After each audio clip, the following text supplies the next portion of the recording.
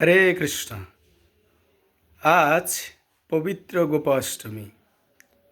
এই গোপাষ্টমী কি, সে সম্পর্কে আমরা আজকে শ্রবণ করব।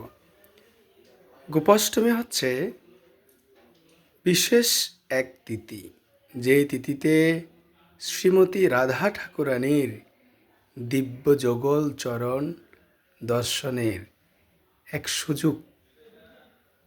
কি হয়েছিল আজকের এই দিনে? আজকের এই দিনে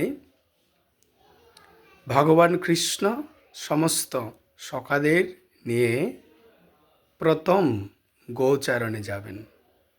তাই মা যশোদা ভগবান কৃষ্ণকে রাখালের মতো সাজিয়ে দিল এবং সমস্ত গোপসখাদের সাথে গোচারণে পাঠালো।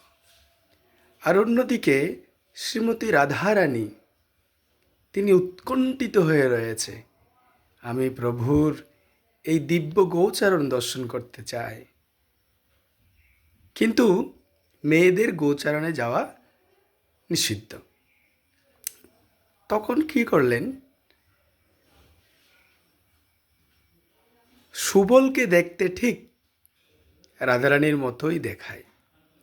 তখন ললিতা বিশাখা সখীগণ শ্রীমতী রাধারানীকে ধুতি পরিয়ে উত্তরী পরিয়ে একদম গোপ সখার মতো করে দিয়েছিল। দেখতে মনে হচ্ছিল সুবল সখা। এইভাবে সাজিয়ে দিয়ে গোচারণে পাঠিয়ে দিয়েছিল।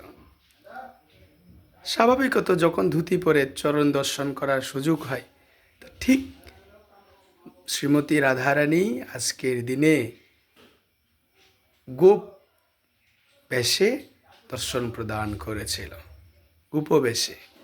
তাই গোপাষ্টমী নামে বিখ্যাত। আর আজকের দিন এত মাহাত্ম্যপূর্ণ। আজকের দিনে শ্রীমতী রাধারানীর চরণ দর্শনের একটি সুবর্ণ সুযোগ, অন্য অন্য দিনে সম্ভব নয়। তাই আপনি যে স্থানে রয়েছেন না কেন, আপনার পার্শ্ববর্তী মন্দিরে গিয়ে আজকের বিশেষ তিথিতে ভগবানের দর্শন করুন।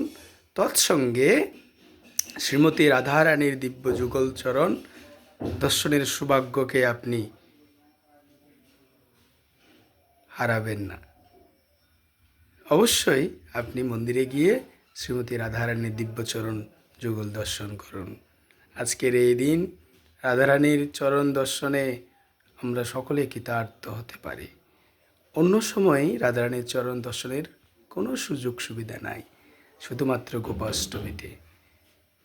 রাধারানীর বিশেষ করুণা, বসুমতী মায়ের প্রার্থনা ছিল।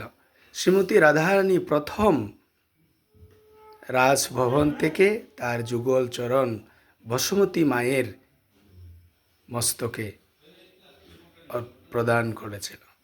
আর আমরাও সেই সুযোগ লাভ করেছি দর্শনের, রাধারানীর চরণ যুগল। হরে কৃষ্ণ কৃষ্ণ কৃষ্ণ হরে হরে, হরে রাম রাম রাম হরে হরে। জয় গোপাষ্টমী মহামৎসব কি জয়।